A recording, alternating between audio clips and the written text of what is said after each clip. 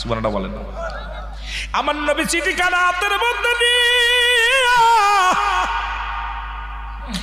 আর চোখের পানি ধরে রাখতে পারে না, দরদর করে জমিনের মধ্যে ছেড়ে দিয়ে বলবে, রে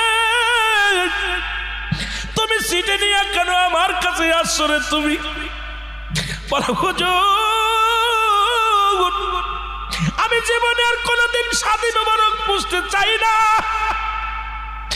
আমি জীবনে আর কোনোদিন দ্বিতীয় স্বামীর প্রয়োজন আমি চাই না, আপনার কাছে এমন একটা দোয়া চাই, আমি আপনার কাছে দোয়া চাই, ইয়াউমুল কিয়ামতের ময়দানে আমি যেন আসওয়াতের অর্ধাঙ্গিনী হইয়া ওই হাসরের ময়দানে আল্লাহর আদালতে উঠতে পারি। জোরে জোরে চিল্লায়া বলা যাবে না মারহাবা।